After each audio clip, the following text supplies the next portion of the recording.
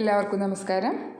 2024 zoology practical examination, അതായത് ഈ വർഷം ജനുവരി 22 ആരംഭിക്കുന്ന ഹയർ സെക്കൻഡറി പ്രാക്ടിക്കൽ എക്സാമിനേഷനിലെ സുവോളജി പ്രാക്ടിക്കൽ എക്സാമിനേഷനെ കുറിച്ചിട്ടുള്ള ഒരു വീഡിയോ ആണ്. അപ്പോൾ ഈ വർഷം കഴിഞ്ഞ വർഷങ്ങളിൽ നിന്നും കുറച്ച് വ്യത്യാസങ്ങളുണ്ട്. നമ്മുടെ ക്വസ്റ്റ്യൻ നമ്പറിലും ഒരു ഓർ ക്വസ്റ്റ്യനിൽ അതുപോലെ കുറച്ച് മാറ്റങ്ങൾ പറയുന്നുണ്ട്. അപ്പോൾ മുൻ വർഷങ്ങളിൽ കഴിഞ്ഞ വർഷം ചെയ്ത വീഡിയോ ഒരുപാട് കുട്ടികളിപ്പോൾ കാണുന്നുണ്ട്, അതിൻ്റെ PDF ഒക്കെ ആവശ്യപ്പെടുന്നുണ്ട്.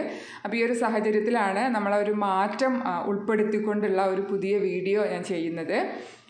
അപ്പോൾ ഇത് ഈ വർഷത്തെ ക്വസ്റ്റ്യൻ പേപ്പറിനെ ബേസ് ചെയ്തുകൊണ്ടുള്ളതാണ്. ഈ രീതിയിൽ വേണം കുട്ടികൾ എക്സാമിന് വേണ്ടിയിട്ട് തയ്യാറെടുക്കാൻ. അപ്പോൾ നമുക്ക് പഠിക്കേണ്ട പോയിൻറ്റ്സുകൾ എന്തൊക്കെയാണ്, ഏത് രീതിയിൽ പഠിച്ചാലാണ് നമുക്കിതിൽ ഫുൾ മാർക്ക്, അതായത് 20 മാർക്കാണ് നമുക്ക്.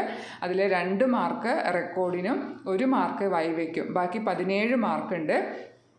അപ്പോൾ അതെങ്ങനെ പഠിച്ചാലാണ് നമുക്കത് ഫുൾ സ്കോർ നേടാൻ പറ്റുക, ആ കാര്യമാണ് ഇന്ന് ഞാൻ ഷെയർ ചെയ്യുന്നത്. എല്ലാവർക്കും വീഡിയോയിലേക്ക് സ്വാഗതം. അപ്പോൾ നമുക്കറിയാം 1.5 മണിക്കൂറാണ് നമ്മുടെ സുവോളജി പ്രാക്ടിക്കലിൻ്റെ സമയം, 20 മാർക്കാണ് ആകെ.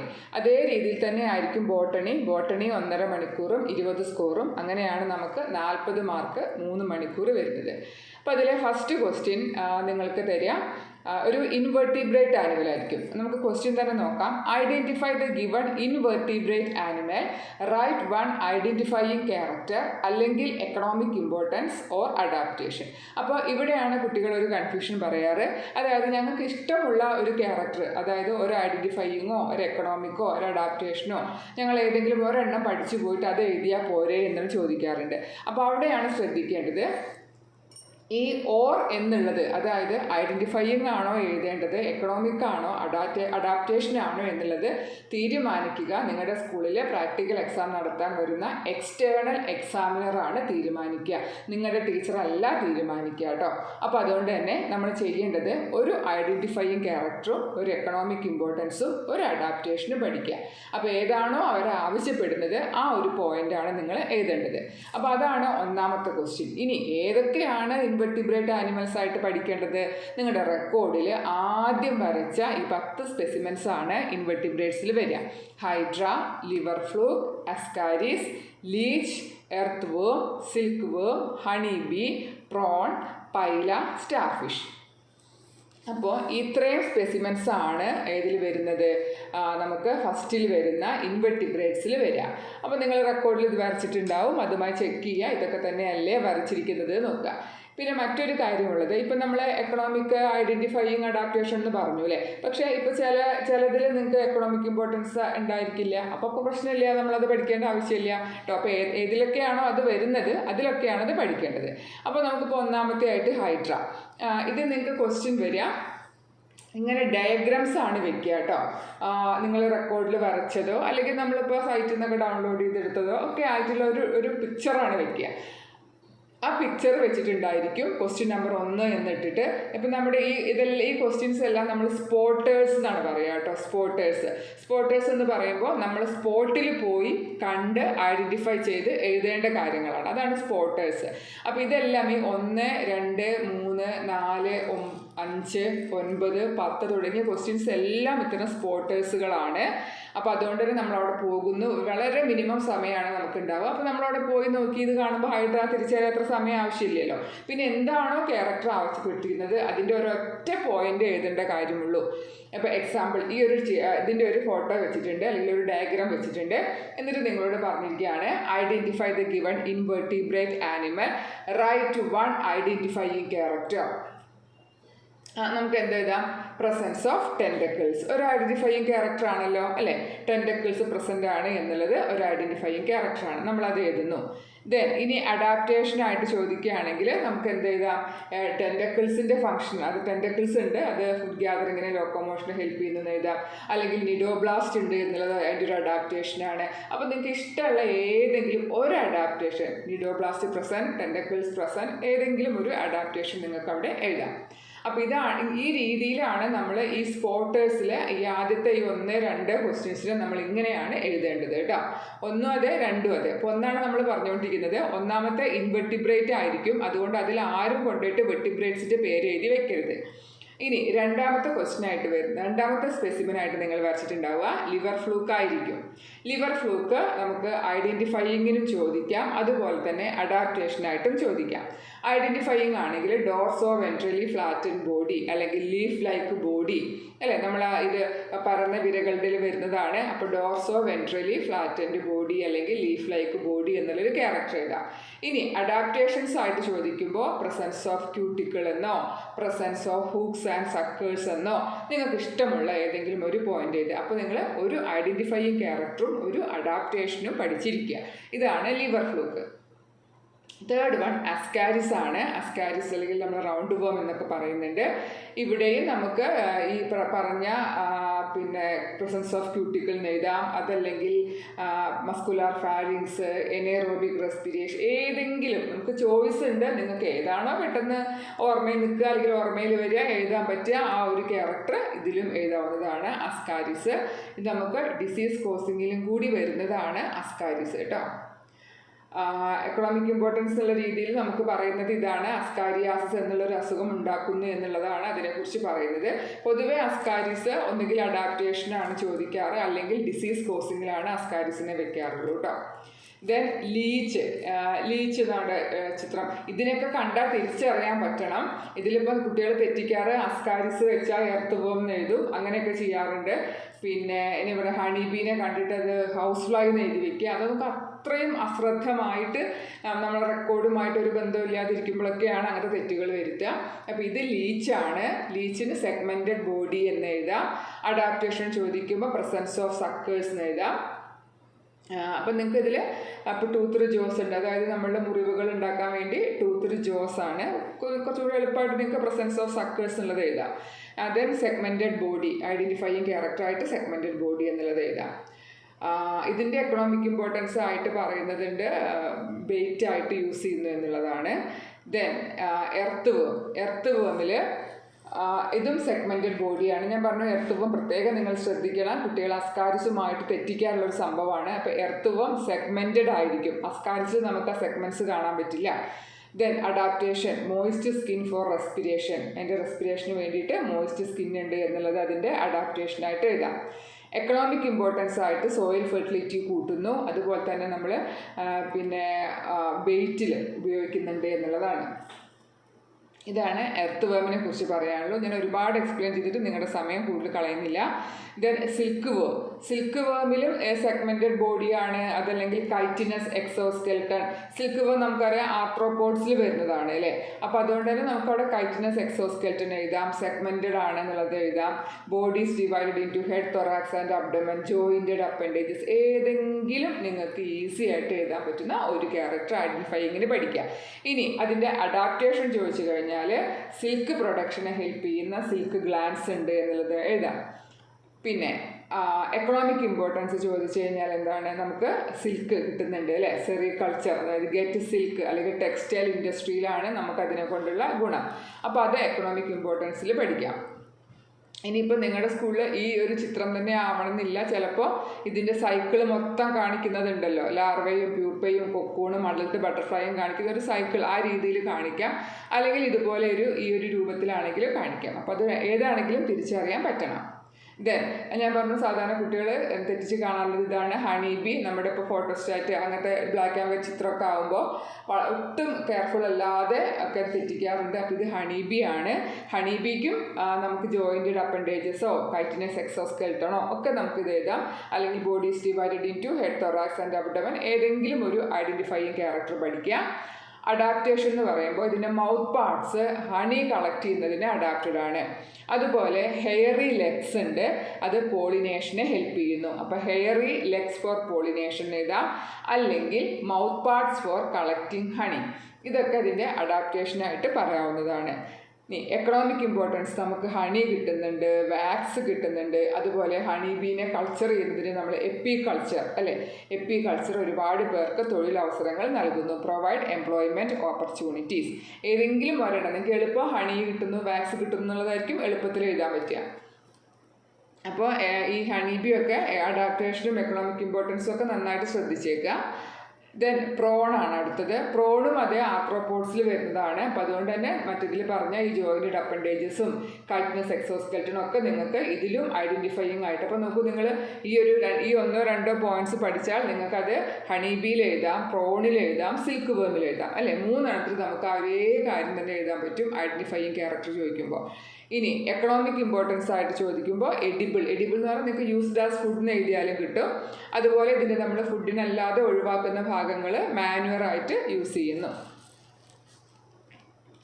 പൈലാണ് എന്താണ് കാൽക്കേരിയസ് ഷെല്ല് അല്ലേ, അതാണ് അതിൻ്റെ നമുക്ക് ഈസി ആയിട്ട് എഴുതാൻ പറ്റും. ഒരു എക്സോസ്കെൽറ്റൻ ഒരു പുറമേ കാണുന്ന ഈ ഒരു ഷെല്ല് തന്നെയാണ് നമുക്കിതിൽ എളുപ്പത്തിന് എഴുതാൻ പറ്റുന്ന പോയിന്റ്. കാൽക്കേരിയസ് ഷെല്ലുണ്ട് എന്നുള്ളതാണ്. അപ്പോൾ അത് തന്നെ നമുക്ക് എന്തിലും എഴുതാം, അത് സോഫ്റ്റ് ബോഡിയെ പ്രൊട്ടക്റ്റ് ചെയ്യുന്നത് കൊണ്ട് അതിനെ അഡാപ്റ്റേഷനായിട്ടും പറയാം. അതുപോലെ മൗത്തിൽ കാണുന്ന റാഡുല അത് ഫീഡിങ്ങിനെ ഹെൽപ്പ് ചെയ്യുന്നു. അപ്പോൾ അതുകൊണ്ട് തന്നെ അതൊരു അഡാപ്റ്റേഷനായിട്ട് പറയാം. കുറച്ചുകൂടി നിങ്ങൾക്ക് കാൽക്കേരിയസ് ഷെല്ലായിരിക്കും ഓർമ്മയിൽ നിന്ന് എഴുതാൻ പറ്റുക. ഇനി റാഡുല എഴുതിയാലും കുഴപ്പമൊന്നുമില്ല കേട്ടോ. ദെൻ എക്കണോമിക് ഇമ്പോർട്ടൻസ് ഫുഡായിട്ട് യൂസ് ചെയ്യുന്നു. അതുപോലെ തന്നെ ഷെല്ലൊക്കെ ഡെക്കറേറ്റീവ് ആർട്ടിക്കിൾസിന് വേണ്ടിയിട്ട് യൂസ് ചെയ്യുന്നു. എളുപ്പത്തിൽ ഫുഡായിട്ട് യൂസ് ചെയ്യുന്നു എന്ന് എഴുതാം, അല്ലെങ്കിൽ ഡെക്കറേറ്റീവ് ആർട്ടിക്കിൾസ് എന്ന് എഴുതാം. അതാണ് എക്കണോമിക് ഇമ്പോർട്ടൻസിൽ പറയുന്നത്. ദെൻ സ്റ്റാർ ഫിഷ് വളരെ വേഗം നമുക്ക് ഐഡൻറ്റിഫയിങ് എഴുതാം. സ്റ്റാർ ഷേപ്പ്ഡ് ബോഡി അല്ലെങ്കിൽ സ്പൈനി സ്കിൻഡ്, അതായത് എക്കൈനോഡെർമേറ്റയിലാണല്ലോ വരിക. അപ്പോൾ സ്പൈനി സ്കിൻഡ് എന്ന് എഴുതാം. മിക്കവാറും കുട്ടികൾ സ്റ്റാർ ഷേപ്പ്ഡ് ബോഡി അല്ലെങ്കിൽ 5 റേഡിയേറ്റിംഗ് ആംസ് എന്നൊക്കെയാണ് എഴുതി കാണാറ്. അപ്പോൾ അതാണ് ഐഡൻറ്റിഫയിങ് ക്യാരക്ടർ. ആൻഡ് ദെൻ അഡാപ്റ്റേഷനായിട്ട് ഇതിന് ട്യൂബ് ഫീറ്റ് ഉണ്ട്, ലോക്കോമോഷനെ സഹായിക്കുന്നു. സ്പൈനി ബോഡി ഡിഫെൻസിനെ സഹായിക്കുന്നു. ഹൈ റീജനറേഷൻ കപ്പാസിറ്റി ഉണ്ട്. ഇതിലേതെങ്കിലും നമുക്ക് എന്ത് ചെയ്യാം, ഒരു അഡാപ്റ്റേഷനായിട്ട് പഠിക്കാം. ഇനി ഇതിൻ്റെ എക്കണോമിക് ഇമ്പോർട്ടൻസ് ചോദിക്കുമ്പോഴാണ് കുട്ടികൾക്കൊരു സംശയം ഉണ്ടാവാറ്. ചിലർ ശ്രദ്ധിക്കാറില്ല. അപ്പോൾ ഇത് ഫുഡായിട്ടും യൂസ് ചെയ്യുന്നുണ്ട്, അതുപോലെ ഫെർട്ടിലൈസറായിട്ടും യൂസ് ചെയ്യുന്നുണ്ട്. അപ്പോൾ അതിലേതെങ്കിലും ഒരെണ്ണം എക്കണോമിക് ഇമ്പോർട്ടൻസുമായിട്ട് പഠിക്കാം. അപ്പോൾ ഇത്രയും കാര്യങ്ങളാണ് നമുക്ക് പിന്നെ ഇൻവെർട്ടിബ്രേറ്റ്സിൽ വരിക. ഫ്രം ഹൈഡ്ര തൊട്ടിട്ട് നമ്മൾ hydra, leech, then fasciola, ascaris, earth worm, prawn, silk വേം, ഹണി ബി, പിന്നെ പൈല, സ്റ്റാർ ഫിഷ്, ഇതൊക്കെ ഇൻവെർട്ടിബ്രേറ്റ്സ്. ഇതായിരിക്കും നമ്മുടെ ഫസ്റ്റ് ക്വസ്റ്റ്യൻ, ഇതിലേതെങ്കിലും ഒരെണ്ണം. അപ്പോൾ ഇതിൻ്റെ ഡയഗ്രാംസ് കണ്ടാൽ നിങ്ങൾക്ക് തിരിച്ചറിയാൻ പറ്റണം. കൂടെ ഞാൻ പറഞ്ഞ പോലെ ഒരു ഐഡൻറ്റിഫയിങ്, ഒരു അഡാപ്റ്റേഷൻ, ഒരു എക്കണോമിക് ഇമ്പോർട്ടൻസ്, ഇത് മൂന്നും പഠിച്ചു വെച്ചേക്കാം. വളരെ ഈസി ആയിട്ട് നമ്മുടെ 1 മാർക്ക് കിട്ടും. രണ്ടാമത്തെ ക്വസ്റ്റ്യനും ഇതേ പാറ്റേണിലാണ് നമ്മൾ പഠിക്കേണ്ടതും എക്സാം എഴുതേണ്ടതും. പക്ഷേ വ്യത്യാസം എന്ത് മാത്രമേ ഉള്ളൂ, ഇവിടെ വെർട്ടിബ്രേറ്റ്സിനെ കുറിച്ചിട്ടായിരിക്കും ചോദ്യം. അവിടെ വെർട്ടിബ്രേറ്റ്സിൽ നമ്മൾ പഠിച്ച rohu, frog, കലോട്ടസ്, pigeon, rabbit, okay, ഈ 5 എണ്ണമാണ് അവിടെ വരുന്നത്. അപ്പോൾ അതിലും ഒരു ഐഡൻറ്റിഫയിങ് ക്യാരക്ടറും ഒരു എക്കണോമിക് ഇമ്പോർട്ടൻസും ഒരു അഡാപ്റ്റേഷനും. ഞാൻ പറഞ്ഞു മറ്റതേപോലെ തന്നെ ഇൻവെർട്ടിബ്രേറ്റ്സിൻ്റെ അതേ രീതിയിലാണ്. ഇപ്പോൾ രോഹുവിനെ നമുക്ക് പിന്നെ സ്ട്രീം ലൈൻ ബോഡിയാണ്, ബോഡിയിൽ സൈക്ലോയിഡ് സ്കെയിൽസ് കാണുന്നു, ഫിൻസ് ഫോർ ലോക്കോമോഷൻ. ഫിഷിനെ കുറിച്ചിട്ടുള്ള എന്തെങ്കിലും ഒരു ഐഡൻറ്റിഫയിങ് ക്യാരക്ടർ നിങ്ങൾക്ക് ഇവിടെ എഴുതാം. അഡാപ്റ്റേഷൻ നമുക്ക് അതുപോലെ തന്നെ ഈ ഫിൻസൊക്കെ രണ്ടിടത്തും പറയാവുന്നതാണ്. അതുപോലെ ഗിൽസ് പ്രസൻ്റ് ആണ്, സ്ട്രീം ലൈൻ ബോഡിയാണ്, ബോഡീനെ കവർ ചെയ്ത് സ്കെയിൽസ് കാണുന്നുണ്ട്, ബോഡിക്ക് ഫിൻസ് ഉണ്ട്, തുടങ്ങിയിട്ടുള്ള ഏതെങ്കിലും ഒരു പോയിന്റ്സ് ഇതിൽ പഠിച്ചു വയ്ക്കുക. പിന്നെ എക്കണോമിക് ഇമ്പോർട്ടൻസ് എന്താണ്, ഒരു സംശയമില്ല, it is used as food. അതുകൊണ്ട് തന്നെ നമുക്ക് എഡിബിൾ എന്നുള്ള രീതിയിൽ പറയാം. നിങ്ങൾ യൂസ്ഡ് ആസ് ഫുഡിന് എഴുതിയാലും കറക്റ്റാണ്, മാർക്ക് പോകുന്നില്ല കേട്ടോ. ഫ്രോഗ് വളരെ ഈസി ആയിട്ട് തിരിച്ചറിയാവുന്നതാണ്. മോയിസ്റ്റ് സ്കിന്നാണ് എന്നുള്ളത് നമുക്ക് ഐഡൻറ്റിഫയിങ്ങിലും എഴുതാം, അഡാപ്റ്റേഷനിലും എഴുതാം അല്ലേ. മോയിസ്റ്റ് സ്കിന്നാണ്, അത് റെസ്പിറേഷനെ ഹെൽപ്പ് ചെയ്യുന്നുണ്ട്. ബോഡിയെ ഹെഡ് ആൻഡ് ട്രങ്ക് എന്നുള്ള രീതിയിൽ 2ആയി ഡിവൈഡ് ചെയ്തിട്ടുണ്ട്. Smooth and moist skin, body is divided into head and trunk. അതുതന്നെ മോയിസ്റ്റ് സ്കിൻ എന്തിനെ ഹെൽപ്പ് ചെയ്യുന്നു, moist skin help for respiration, അത് അതിൻ്റെ അഡാപ്റ്റേഷനായിട്ട് എഴുതാം. പിന്നെ നിങ്ങൾക്ക് ഇനി ഹൈബർനേഷൻ, ഏസ്റ്റിവേഷൻ തുടങ്ങിയ സമ്മർ സ്ലീപ്പ്, വിൻ്റർ സ്ലീപ്പ് ഒക്കെ ഇല്ലേ, അത് നമുക്ക് എന്തായിട്ട് തന്നെ പറയാം, അഡാപ്റ്റേഷനായിട്ട് പറയാം. ഇനി ആരെങ്കിലും അതാണ് നോക്കി വെച്ചിട്ടുള്ളതെങ്കിൽ കൺഫ്യൂഷൻ ആവേണ്ട ആവശ്യമില്ല. സമ്മർ സ്ലീപ്പും വിൻ്റർ സ്ലീപ്പും ഒക്കെ നമുക്കതിൻ്റെ അഡാപ്റ്റേഷൻ തന്നെയാണ്. അതുപോലെ മോയിസ്റ്റ് സ്കിന്ന് റെസ്പിറേഷനെ ഹെൽപ്പ് ചെയ്യുന്നു. ദെൻ ഇനിയിപ്പോൾ ചോദിക്കാം ഗിൽസ് ഫോർ അക്വാട്ടിക് റെസ്പിറേഷൻ, അതായത് ഗിൽസ് കൊണ്ട് റെസ്പിറേഷൻ ചെയ്യാൻ പറ്റുന്നുണ്ട്, സ്കിന്ന് കൊണ്ട് റെസ്പയർ ചെയ്യുന്നുണ്ട്, അതൊക്കെ കൂടെ എഴുതാം. അത് നമുക്ക് എന്തിൽ പറയാവുന്നത് തന്നെയുള്ളൂ കേട്ടോ. അപ്പോൾ നിങ്ങൾ ഏതാണോ പഠിച്ചിട്ട് റെക്കോർഡ് നോക്കി പഠിച്ച് റെഡി ആയിട്ടുള്ളത് ആ ഒരു പോയിന്റ് എഴുതുന്നതുകൊണ്ട് കുഴപ്പമൊന്നുമില്ല. ഇത് എഡിബിളാണ്, അതുപോലെ പെസ്റ്റുകളെ കൺട്രോൾ ചെയ്യാൻ സഹായിക്കുന്നു എന്നുള്ളതാണ് അതിൻ്റെ എക്കണോമിക് ഇമ്പോർട്ടൻസ് ആയിട്ട് നമുക്ക് പറയാനുള്ളത്. അപ്പോൾ ഇങ്ങനെ ഈ 3 കാര്യങ്ങൾ ശ്രദ്ധിക്കണം. ഇനി കാലോട്ടസിൻ്റെ എന്താണ് ഡ്രൈ സ്കിന്ന്, അല്ലെങ്കിൽ ഡ്രൈ സ്കെയിലി ആയിട്ടുള്ള ബോഡിയാണ് കാലോട്ടസിന് പറയാൻ പറ്റുക. ഡ്രൈ എപ്പിഡെർമൽ സ്കെയിൽസ് ഉണ്ട്. പിന്നെ അഡാപ്റ്റേഷനായിട്ട് കളർ ചേഞ്ച് പറയാം, ക്യാമോഫ്ലേജ്, അല്ലെങ്കിൽ sticky long tongue for capturing prey. നീണ്ട ടങ് ആയിരിക്കും, അത് സ്റ്റിക്കി ആയിരിക്കും, അത് പ്രേ ക്യാപ്ചറിങ് ഇരയെ പിടിക്കാൻ വേണ്ടിയിട്ട് സഹായിക്കും അല്ലേ. അപ്പോൾ ഇതിലേതെങ്കിലും കുട്ടികൾ അധികം എഴുതാറ് ക്യാൻ ചേഞ്ച് കളർ അല്ലെങ്കിൽ ക്യാമോഫ്ലേജ് എന്നാണ്. അതൊരു അഡാപ്റ്റേഷനായിട്ട് പറയാവുന്നതാണ്. എക്കണോമിക് ഇമ്പോർട്ടൻസ് കൺട്രോൾ ഇൻസെക്ട്സ് എന്നുള്ളതാണ് എക്കണോമിക് ഇമ്പോർട്ടൻസ് ആയിട്ട് പറയുന്നത്. ഈസി ആയിട്ട് ഐഡൻറ്റിഫൈ ചെയ്യാം. പീജിയണാണ്. പ്രസൻസ് ഓഫ് വിങ്സ്, ഫെതേഴ്സ് ഒക്കെ നമുക്ക് അഡാപ്റ്റേഷനായിട്ടും പറയാം, ഐഡൻറ്റിഫൈയിങ് ആയിട്ടും പറയാം. ന്യൂമാറ്റിക് ബോൺസ്, അതായത് ഹോളോ ബോൺസ് വെയിറ്റ് കുറഞ്ഞിരിക്കാൻ വേണ്ടി ഹെൽപ്പ് ചെയ്യുന്നു. അപ്പോൾ നിങ്ങൾക്ക് ഐഡൻറ്റിഫൈയിങ് ആയിട്ടും പ്രസൻസ് ഓഫ് വിങ്സ് എഴുതാം, പ്രസൻസ് ഓഫ് ഫെതേഴ്സ് എഴുതാം. അഡാപ്റ്റേഷനായിട്ടാണെങ്കിലും അത് എഴുതുന്നതുകൊണ്ട് കുഴപ്പമൊന്നുമില്ല. ദെൻ ഇതിൻ്റെ ഫീക്കൽ മാറ്റർ മാനുവറായിട്ട് വളക്കായിട്ട് യൂസ് ചെയ്യുന്നുണ്ട്. ദെൻ ഇതിൻ്റെ ഫെതേഴ്സൊക്കെ നമുക്ക് ഷട്ടിൽ കോക്സ് ഒക്കെ ഉണ്ടാക്കാൻ വേണ്ടിയിട്ട് യൂസ് ചെയ്യുന്നുണ്ട്. അപ്പോൾ ഏതെങ്കിലും ഒരെണ്ണം എക്കണോമിക് ഇമ്പോർട്ടൻസ് ആയിട്ട് പഠിക്കുക. അപ്പോൾ ഐഡൻറ്റിഫൈയിങ്ങും വേണം, അഡാപ്റ്റേഷനും വേണം, എക്കണോമിക്കും വേണം. ദെൻ നെക്സ്റ്റ് റാബിറ്റ് ആണ്. റാബിറ്റിന് body with hairs, then long pinna, ഇതിലേതെങ്കിലും നിങ്ങൾക്ക് ഐഡൻറ്റിഫൈയിങ് ആയിട്ട് പറയാം. ദെൻ അഡാപ്റ്റേഷനിൽ ഈ ഹെയറി സ്കിന്നിൻ്റെ ഒരു കാര്യം നമുക്ക് പറയാം. എന്നാൽ ബോഡി ടെമ്പറേച്ചറിനെ റെഗുലേറ്റ് ചെയ്യാൻ ഹെൽപ്പ് ചെയ്യുന്നു. Hairy skin regulate body temperature. അല്ലെങ്കിൽ fore limbs used for digging and hind limbs for leaping, ചാടാനും ഒക്കെ ഉള്ളൊരു അഡാപ്റ്റേഷനാണ് ഹൈൻഡ് ലിംസിൽ. അപ്പോൾ ഫോർ ലിംസ് ഡിഗ്ഗിങ്ങിനും ഹൈൻഡ് ലിംസ് ലീപ്പിങ്ങിനും സഹായിക്കുന്നു. Hairy skin body temperature regulate ചെയ്യാൻ സഹായിക്കുന്നു. എഡിബിൾ ആണെന്ന് എഴുതാലോ. അതുപോലെ എക്സ്പെരിമെൻ്റൽ ആനിമലായിട്ട് മെഡിക്കൽ ആൻഡ് ജനറ്റിക് റിസർച്ചിൽ യൂസ് ചെയ്യുന്നു. കുട്ടികൾ അധികം എഡിബിൾ തന്നെയാണ് എഴുതാറ്.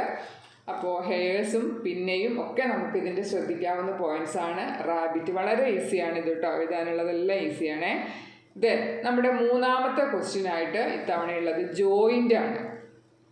അതിൽ കഴിഞ്ഞ വർഷത്തേതിൽ നിന്നും ചെറിയൊരു മാറ്റമുണ്ട്. അതായത് കഴിഞ്ഞ വർഷം വരെ നമുക്ക് identify the synovial joint, write its functional peculiarity എന്നായിരുന്നു ചോദ്യം. ഇത്തവണ ആ ക്വസ്റ്റ്യൻ മാറിയിട്ട് റൈറ്റ് ഇറ്റ്സ് ലൊക്കേഷൻ അല്ലെങ്കിൽ ഇമ്പോർട്ടൻസ് അല്ലെങ്കിൽ ഒരു എക്സാമ്പിൾ എഴുതുക, ആ രീതിയിലേക്ക് നമ്മുടെ ക്വസ്റ്റ്യൻ മാറിയിട്ടുണ്ട്. അപ്പോൾ അത് പ്രത്യേകം ശ്രദ്ധിക്കണം. കഴിഞ്ഞ വർഷത്തെ ക്വസ്റ്റ്യൻ പേപ്പറോ അല്ലെങ്കിൽ വീഡിയോ കണ്ട് പഠിച്ച കുട്ടികൾ ഇതൊന്ന് പ്രത്യേകം നോട്ട് ചെയ്യുക. അപ്പോൾ നമുക്ക് എങ്ങനെയാണ് ചോദിക്കാം. ഇപ്പോൾ നമുക്കൊരു വെച്ചിരിക്കുന്നത് ഒരു പിവറ്റ് ജോയിൻ്റ് ആണെന്ന് വിചാരിക്കുക. അപ്പോൾ അതിൽ നിങ്ങളോട് ഇമ്പോർട്ടൻസ് ചോദിച്ചാൽ നിങ്ങൾ എന്താണ് എഴുതേണ്ടത്? അലൗസ് റൊട്ടേഷണൽ മൂവ്മെൻറ്റ് എന്നാണ് എഴുതേണ്ടത്. ഇനി അതിൻ്റെ ലൊക്കേഷൻ ചോദിച്ചു കഴിഞ്ഞാലോ joints between Atlas and axis അല്ലേ, അതാണ് അവിടെ കാണുന്ന ജോയിൻ്റ് ആണ് അത്. അപ്പോൾ ഇതേ രീതിയിൽ ജോയിൻറ്റിൻ്റെ പേരും നിങ്ങൾ അതിൻ്റെ ലൊക്കേഷനും ഇമ്പോർട്ടൻസും അതിൽ ഇനിയിപ്പോൾ നമുക്ക് ഒരു എക്സാമ്പിൾ, ഇപ്പോൾ നിങ്ങളടുത്ത് ഷോൾഡറിൻ്റെ ഭാഗത്താണ് മാർക്ക് ചെയ്ത് വെച്ചിരിക്കുന്നതെന്ന് കരുതുക. നിങ്ങൾക്ക് വെച്ചിരിക്കുന്ന മോഡലാണ് അതിൽ ഷോൾഡറാണ് മാർക്ക് ചെയ്തതെന്ന് കരുതുക. അതല്ലെങ്കിൽ ജോയിൻറ്റ് മാത്രമായിട്ട് ഇങ്ങനെ വെക്കാം കേട്ടോ.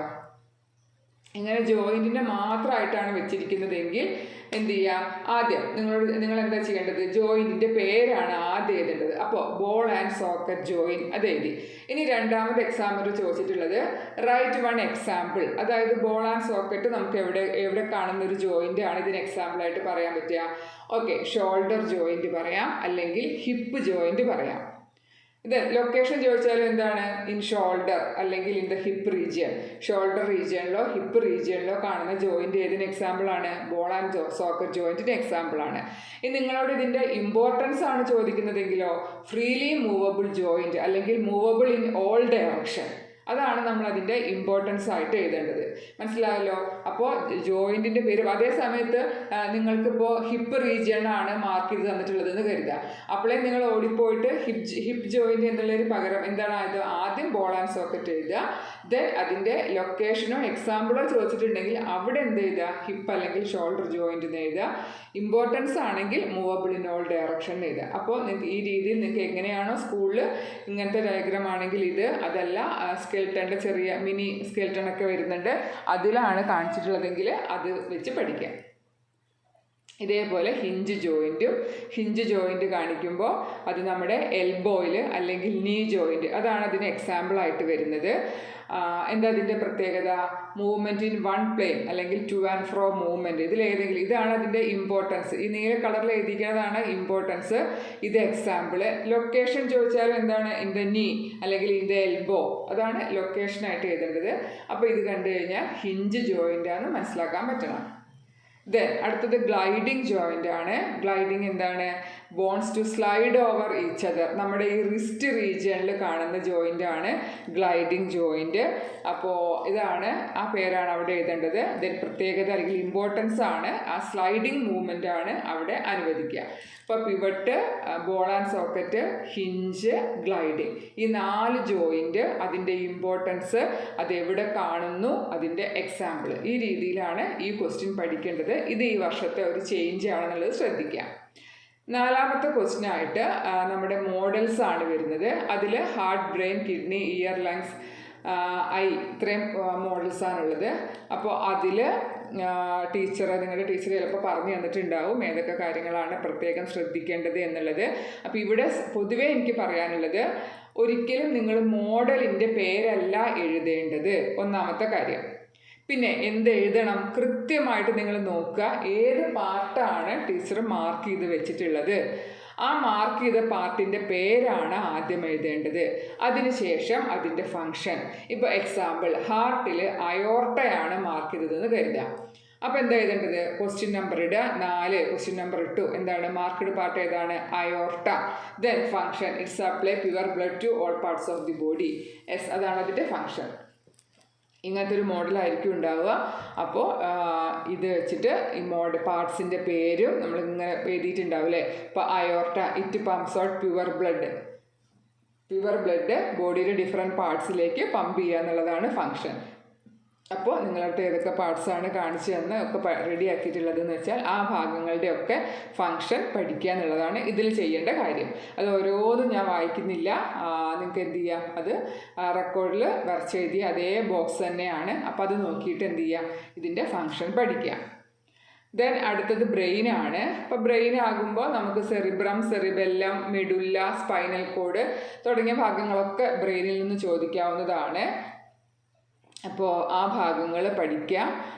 ഇതിൽ സെറിബ്രം ആണെങ്കിൽ കോർഡിനേറ്റ്സ്, മെമ്മറി, ഇൻ്റലിജൻസ്, ജഡ്ജ്മെൻറ്റ്, അങ്ങനെ ഏതെങ്കിലും ഒരു ഫംഗ്ഷനെ നിങ്ങൾ എഴുതേണ്ട ആവശ്യമുള്ളൂ കേട്ടോ. പിന്നെ സെറിബെല്ലാണെങ്കിൽ ഇക്വിലിബ്രിയം ആണ് അവിടെ ചെയ്യുന്നത്.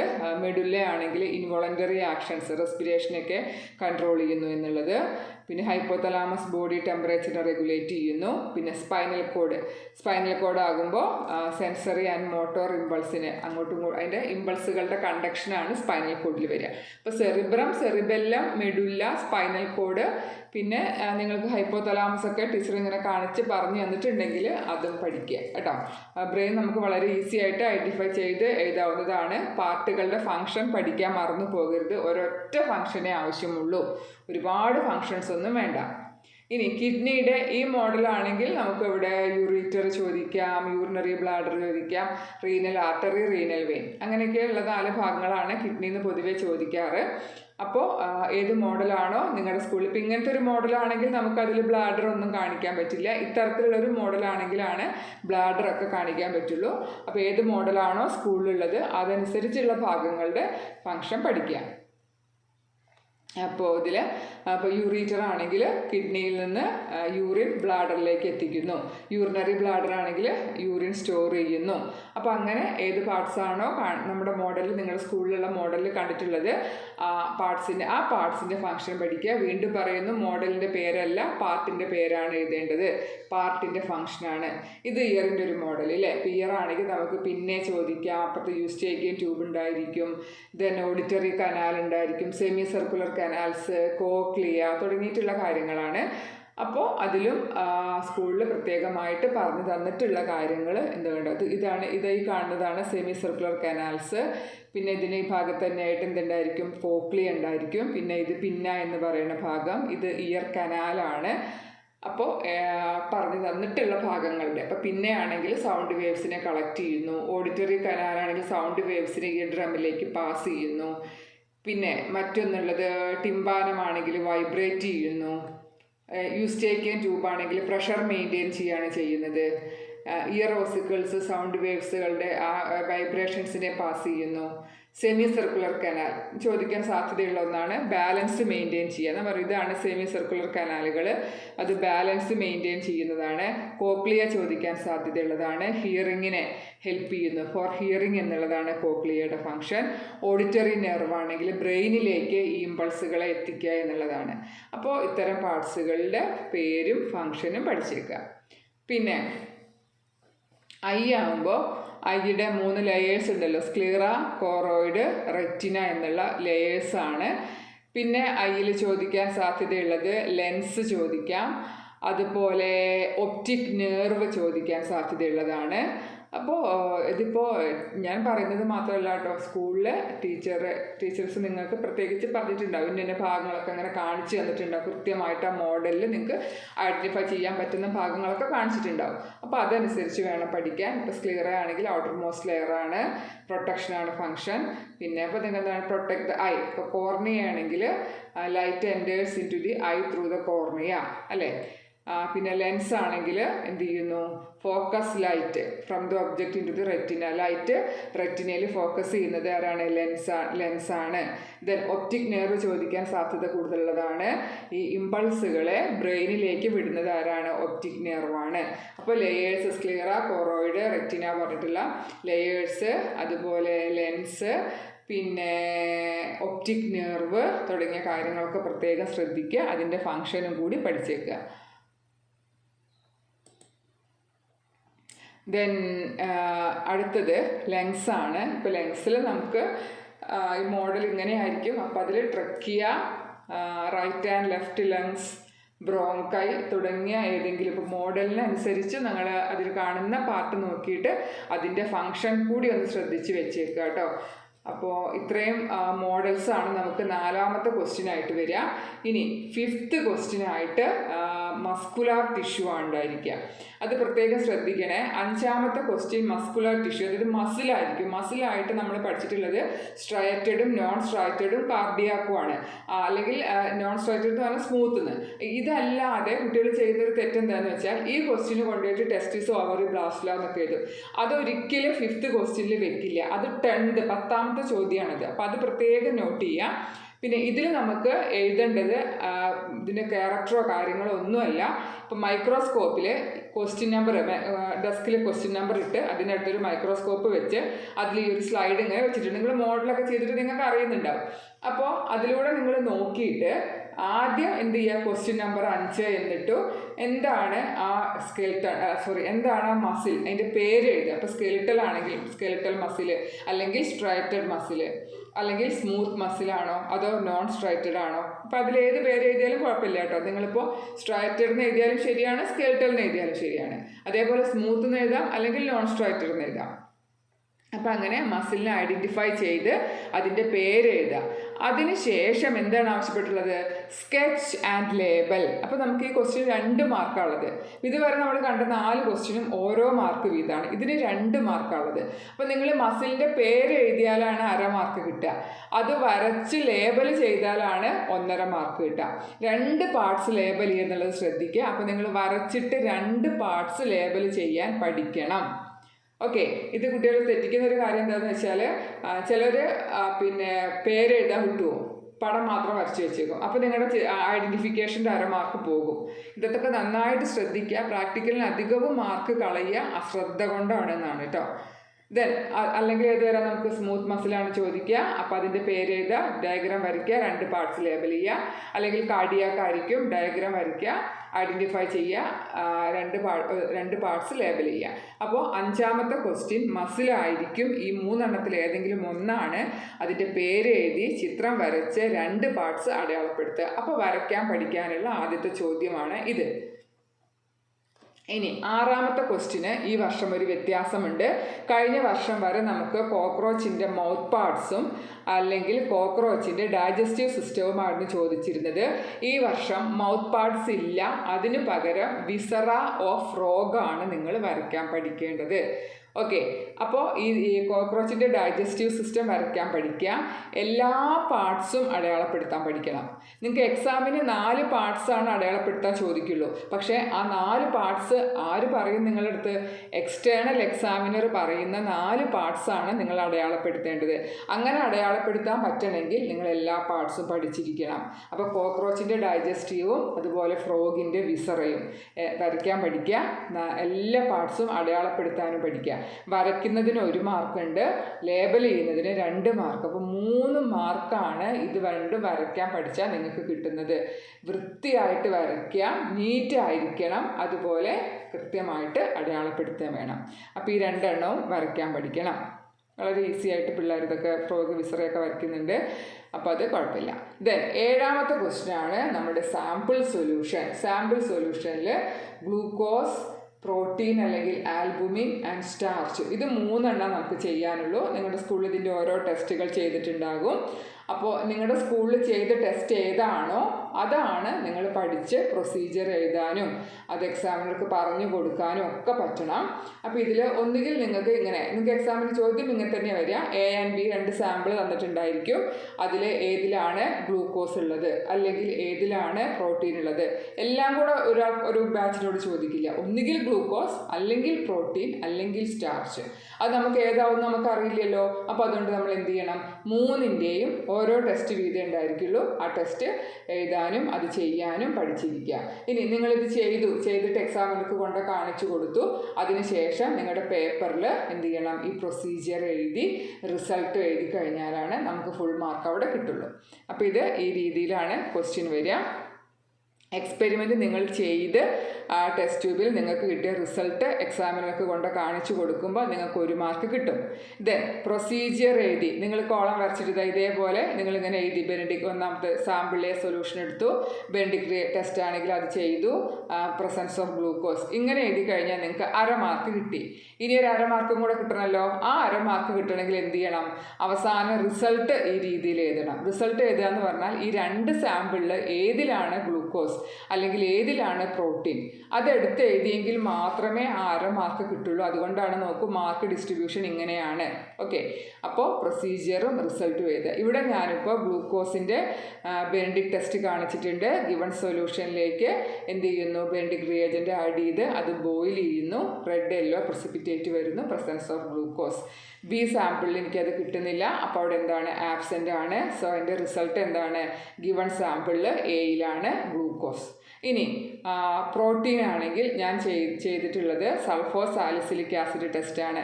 നിങ്ങളുടെ സ്കൂളിൽ ബൈയൂററ്റ് ആണെങ്കിൽ നിങ്ങൾ തീർച്ചയായിട്ടും പഠിക്കേണ്ടതും എഴുതേണ്ടതും ബൈയൂററ്റ് ടെസ്റ്റാണ്. കാരണം നിങ്ങൾ അവിടെ ചെയ്യുന്നത് അതായിരിക്കും. അപ്പം ഞാനിത് ചെയ്തുകൊണ്ടാണ് ഞാനിത് കാണിച്ചത്.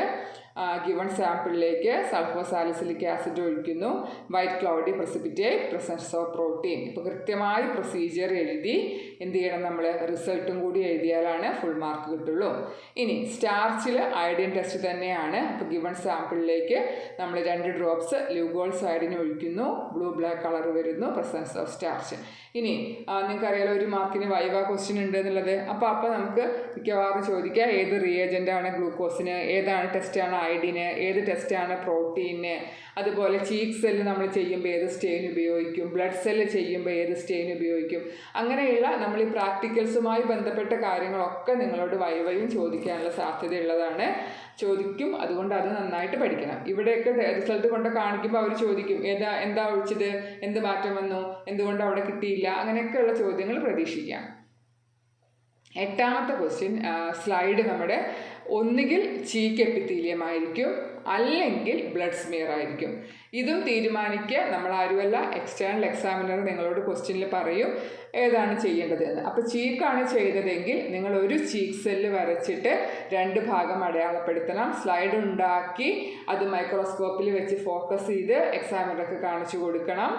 ദെൻ വരച്ച് ലേബൽ ചെയ്യുന്നതിന് 1 മാർക്ക്. അങ്ങനെ 2 മാർക്കാണ് ഈ ക്വസ്റ്റിന് കിട്ടുക. ഇനി ബ്ലഡ് സ്മിയർ ആണ്. ഇപ്പോൾ നമുക്ക് ഇങ്ങനെയാണ് കേട്ടോ ചീക്ക് സെല്ല് നിങ്ങൾ ചെയ്തിട്ടുണ്ടാവുമല്ലോ, ഇങ്ങനെയാണ് ചീക്ക് സെല്ല് കാണുക. അപ്പോൾ ഇതിൽ ഒരു സെല്ല് വരച്ച് 2 ഭാഗം അടയാളപ്പെടുത്തിയാൽ മതി. ഇനി ബ്ലഡ് സെല്ലാണെങ്കിൽ അവിടെ ബ്ലഡ് സ്മിയർ ആണ് ചെയ്യാൻ പറഞ്ഞതെങ്കിൽ നമുക്ക് ലോ പവറിൽ ഇങ്ങനെ കിട്ടും, ഹൈ പവർ ആകുമ്പോൾ ഈ രീതിയിലുമാണ് കാണുക. അപ്പോൾ നിങ്ങൾ അതുപോലെ ഫോക്കസ് ചെയ്ത് ഏത് പവറിലാണോ ആവശ്യപ്പെടുന്നത് അതിൽ ഫോക്കസ് ചെയ്യുക. ദെൻ അതിന് ശേഷം ക്വസ്റ്റ്യൻ നോക്കൂ, draw and label 2 white blood cells. ഏതെങ്കിലും 2 WBC ആണ് വരയ്ക്കേണ്ടത്. അപ്പോൾ നിങ്ങൾ വരയ്ക്കാൻ പഠിക്കേണ്ടത് neutrophil, eosinophil, basophil, lymphocyte, monocyte. ഇതിലേതെങ്കിലും 2 എണ്ണം വരച്ച് അടയാളപ്പെടുത്തണം. അപ്പോൾ 1 മാർക്ക് സ്ലൈഡ് പ്രിപ്പറേഷൻ ചെയ്തു അവർക്ക് കാണിച്ചു കൊടുക്കുമ്പോൾ കിട്ടും. 1 മാർക്ക് ഇത് വരയ്ക്കുമ്പോഴാണ് 2 എണ്ണം വരച്ച് അടയാളപ്പെടുത്തണം. ഓക്കെ, ഇനി നമ്മുടെ 9ാമത്തെ ക്വസ്റ്റ്യനായിട്ട് പാത്തോജനായിട്ട് നിങ്ങൾ റെക്കോർഡിൽ വരച്ചിട്ടുള്ളത് പ്ലാസ്മോഡിയം, എൻഡമീബ, അസ്കാരിസ്, റിംഗ്വൂം, ഈ 4 എണ്ണമായിരിക്കും അല്ലേ. അപ്പോൾ അതിൽ പാത്തോജൻ്റെ ആണ് ക്വസ്റ്റ്യൻ നിങ്ങൾക്ക് വെക്കുന്നതെങ്കിൽ ഒരു പാത്തോജൻ്റെ ചിത്രം, ഒരു പിന്നെ ഫോട്ടോ ഡയഗ്രാമോ അവിടെ വെച്ചിട്ട് ഐഡൻറ്റിഫിക്കേഷൻ.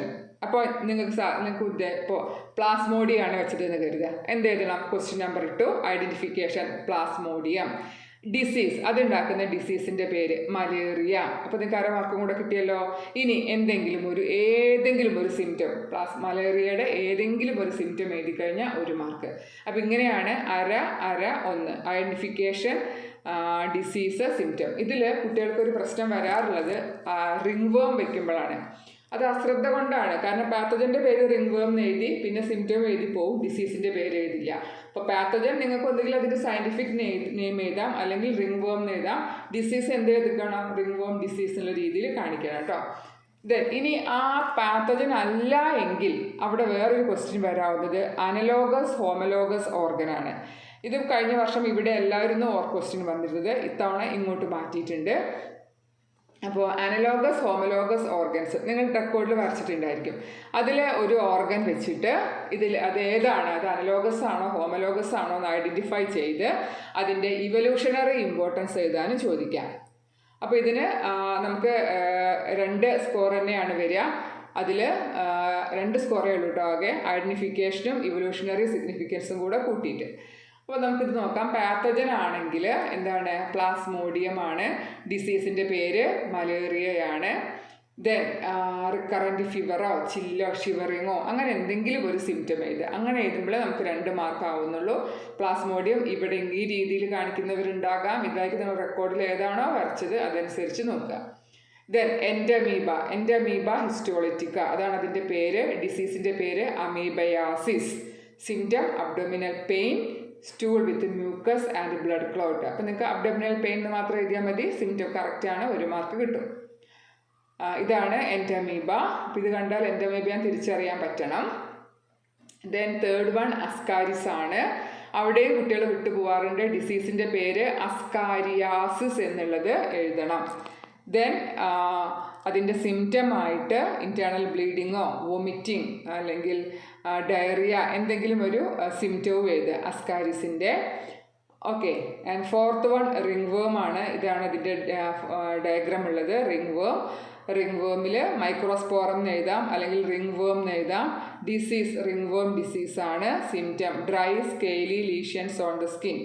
ഇതാണ് അതിൻ്റെ സിംറ്റം. അപ്പോൾ ഈ ക്വസ്റ്റ്യൻ ആണെങ്കിൽ identify the pathogen, name the disease and write 1 symptom. കൃത്യമായിട്ട് ക്വസ്റ്റ്യൻ പേപ്പർ നോക്കിയിട്ട് വേണം ഉത്തരം എഴുതാൻ. ആൻഡ് ദെൻ ഇതല്ലെങ്കിൽ നമ്മൾ പറഞ്ഞു ഹോമലോഗസ് അനലോഗസ് ഓർഗനാണ്. അപ്പോൾ ഈ ചിത്രമാണെങ്കിൽ ഇതെന്താണ്? ഹോമലോഗസ് ഓർഗനെ കാണിക്കുന്നുണ്ട്.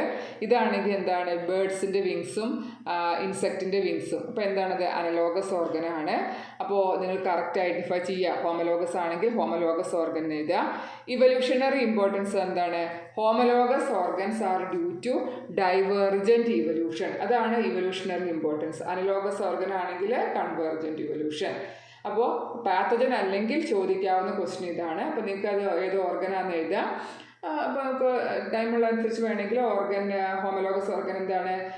സെയിം സ്ട്രക്ചർ ആൻഡ് ഒറിജിനാണ്, ഡിഫറൻറ്റ് ഫങ്ഷനാണ്. അതെന്ത് ഇവല്യൂഷനെ കാണിക്കുന്നു? ഡൈവർജൻറ്റ് ഇവല്യൂഷനെ കാണിക്കുന്നു. അനലോഗസ് ഓർഗൻസ് ആണെങ്കിൽ ഡിഫറൻറ്റ് സ്ട്രക്ചർ ആൻഡ് ഒറിജിനാണ്, പക്ഷേ സെയിം ഫങ്ഷനാണ്. അതെന്തിനെ കാണിക്കുന്നു?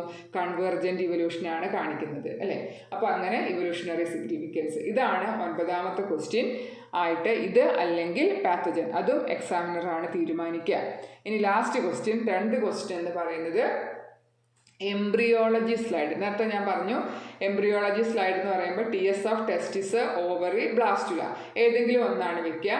എഗെയിൻ ഇതും മൈക്രോസ്കോപ്പിലായിരിക്കും ഫോക്കസ് ചെയ്തിട്ടുണ്ടാവുക സ്ലൈഡ്. നിങ്ങൾ ആ സ്ലൈഡ് പോയി നോക്കുന്നു, അതിനെ തിരിച്ചറിഞ്ഞ് അതിൻ്റെ പേര് എഴുതുക. 10 ക്വസ്റ്റ്യൻ നമ്പർ ഇട്ടു, TS ഓഫ് ടെസ്റ്റിസ് എഴുതി. അപ്പോൾ നിങ്ങൾക്ക് അവിടെ 1/2 മാർക്ക് കിട്ടി. ഇനി നമുക്ക് 2 മാർക്കാണ് അല്ലേ, അപ്പോൾ 1.5 മാർക്ക് ബാക്കിയുണ്ട്. എന്ത് ചെയ്യണം? സ്കെച്ച് ആൻഡ് ലേബൽ 1 പാർട്ട്, വരച്ച് ഒരു പാർട്ട് അടയാളപ്പെടുത്തുക. അപ്പോൾ ഇത് TS ഓഫ് ടെസ്റ്റിസ് ആണ്. ദെൻ ഈ രീതിയിലാണെങ്കിൽ TS ഓഫ് ഓവറി ആയിരിക്കും. And this one is blastula.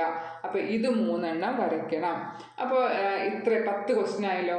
ഇനി കുട്ടികൾ അവസാനം ചോദിക്കാൻ സാർ എന്തൊക്കെയാണ് വരയ്ക്കാൻ പഠിക്കേണ്ടത് എന്ന്. അപ്പോൾ എന്തൊക്കെയാണ് വരയ്ക്കാൻ പഠിക്കാൻ? ഇപ്പോൾ നമ്മൾ പറഞ്ഞു, ഒന്ന് എംബ്രിയോളജി സ്ലൈഡ് 3 ടെസ്റ്റിസ്, ഓവറി, ബ്ലാസ്റ്റുല പറഞ്ഞ് വരയ്ക്കാൻ പഠിക്കണം. ദെൻ നമുക്ക് ബ്ലഡ് സെല്ലുകൾ വരയ്ക്കാൻ പഠിക്കണം, ചീക്ക് സെല്ല് വരയ്ക്കാൻ പഠിക്കണം, പിന്നെ muscles striated, non striated, cardiac വരയ്ക്കാൻ പഠിക്കണം. ദെൻ പിന്നെ ഇതാ നമ്മൾ വരയ്ക്കാൻ പഠിക്കണം എന്ന് പറഞ്ഞിട്ടുണ്ടല്ലോ. TS of ടെസ്റ്റിസ്, ovary, blastula, muscle കഴിഞ്ഞു, പിന്നെ ബ്ലഡ് സെല്ല് കഴിഞ്ഞു, ചീക്ക് സെല്ല് കഴിഞ്ഞു, ഫ്രോഗ്, വിസറ, അതുപോലെ തന്നെ കോക്രോച്ചിൻ്റെ ഡൈജസ്റ്റീവ് സിസ്റ്റം. അപ്പോൾ ഇത്രയും കാര്യങ്ങളാണ് ഇപ്പോൾ നമുക്ക് വരയ്ക്കാൻ പഠിക്കാനുള്ളത്. 5ാമത്തെ ക്വസ്റ്റ്യൻ വരയ്ക്കാനുണ്ട്, 10ാമത്തെ ക്വസ്റ്റ്യൻ വരയ്ക്കാനുണ്ട്, 6ാമത്തെ ക്വസ്റ്റ്യൻ വരയ്ക്കാനുണ്ട് അല്ലേ. ദെൻ 8ാമത്തെ ക്വസ്റ്റ്യനിൽ വരയ്ക്കാനുണ്ട്. ഇതിലൊക്കെ വരയ്ക്കാനുണ്ട്. അപ്പോൾ നിങ്ങൾ എക്സാം എഴുതുമ്പോൾ ശ്രദ്ധിക്കേണ്ട ഒരു കാര്യം എന്താണെന്ന് അറിയോ? ക്വസ്റ്റ്യൻ പേപ്പർ നോക്കി കറക്റ്റായിട്ട് വേണം ഓരോന്ന് ആൻസർ ചെയ്തു പോകാൻ. എന്താണോ ക്വസ്റ്റ്യനിൽ ആവശ്യപ്പെട്ടിരിക്കുന്നത് അത് വേണം നമ്മൾ ചെയ്യാൻ വേണ്ടിയിട്ട് കേട്ടോ. അപ്പോൾ അത് വിട്ടുപോകരുത്. ഐഡൻറ്റിഫിക്കേഷൻ ഉണ്ടോ, സിംറ്റം ഉണ്ടോ, അതല്ല പിന്നെ ഫങ്ഷൻ ആണോ, എന്താണ് സ്കെച്ച് ആൻഡ് ലേബലിംഗ് ആണോ, അത് നോക്കിയിട്ട് വേണം ചെയ്യാൻ വേണ്ടിയിട്ട്. 11ാമത്തെ ക്വസ്റ്റ്യൻ ആയിട്ട് വൈവേ ആണ്. ഞാൻ നേരത്തെ പറഞ്ഞു നമ്മുടെ ഈ ഒരു പ്രാക്ടിക്കലുമായി ബന്ധപ്പെട്ട ഏത് ക്വസ്റ്റ്യൻസ് വേണമെങ്കിലും ചോദിക്കാം. അപ്പോൾ നിങ്ങൾ നിർബന്ധമായിട്ടും ഫിസിയോളജിയുടെ എക്സ്പെരിമെൻസിൻ്റെ റിയേജൻസിൻ്റെ പേരുകൾ പഠിക്കണം. ചീക്കിൻ്റെ, ബ്ലഡിൻ്റെ. ഇപ്പോൾ ചീക്കാണെങ്കിൽ മെത്തിലീൻ ബ്ലൂ ആണ്, പിന്നെ ബ്ലഡ് ആണെങ്കിൽ ലീഷ്മാൻ സ്റ്റെയിൻ ആണ്. അങ്ങനെയൊക്കെയുള്ള കാര്യങ്ങളും ഒക്കെ നിർബന്ധമായിട്ടും അറിഞ്ഞിരിക്കണം. 1 മാർക്കാണ് വൈവയ്ക്ക്. And 2 marks for completed and certified record. അത് കംപ്ലീറ്റ് ആയി സർട്ടിഫൈ ചെയ്ത റെക്കോർഡിനുള്ളതാണ് 2 മാർക്ക് എന്നുള്ളത്. വളരെ ഈസി ആയിട്ട് കിട്ടുന്ന മാർക്കാണ്, അതാരും കളയാതെ അത് ചെയ്യാം. അപ്പോൾ ഇത്രയും കാര്യങ്ങളാണ് നമ്മുടെ സുവോളജി പ്രാക്ടിക്കൽ എക്സാമിനേഷനുള്ളത്.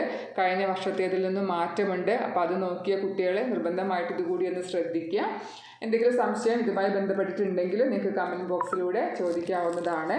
അപ്പോൾ എല്ലാവർക്കും വിജയാശംസകൾ. നന്നായിട്ട് പ്രാക്ടിക്കൽസ് ചെയ്ത് 20 മാർക്കും എല്ലാവരും നേടുക. Okay, all the best. Thank you.